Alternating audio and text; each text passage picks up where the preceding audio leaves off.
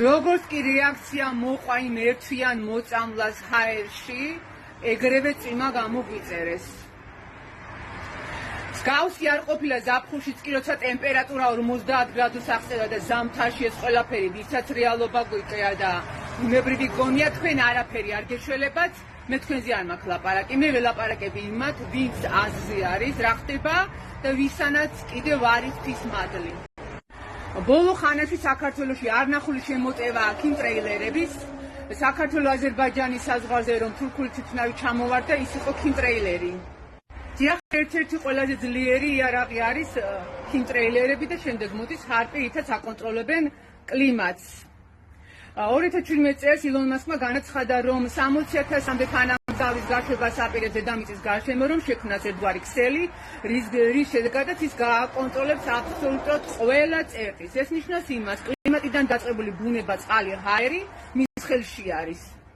ასევე საქართველოში, სოფლებში და მთებში უპრეცედენტო რაოდენობით არის შემოყრილი ფაროსანა.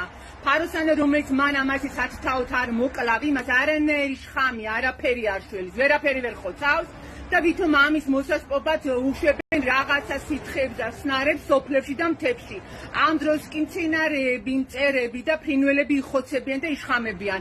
ეს ყველაფერი კიდევ მოსავლიანობაზე აისახება ძალიან ცუდად, ამაზეც ამოიღეთ ხმა ყველა.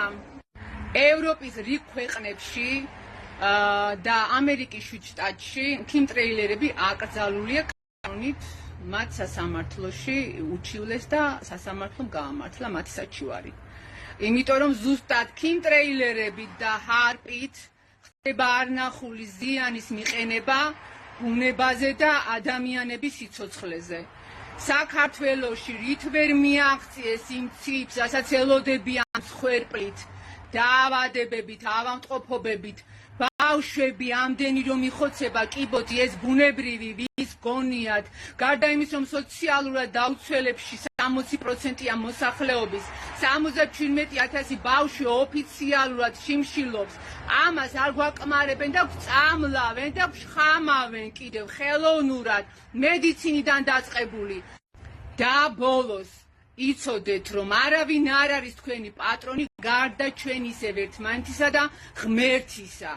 ღმერთი შეგვეწევა მაშინ, როცა დაინახავს, რომ ვწვალობთ და ვიბრძვით. თუ არა და სასწაულებს ნუ ელოდებით. იბრძოლეთ, მანამ კიდევ დროა და მანამ კიდევ აქვს აზრი ბრძოლას. იბრძოლეთ.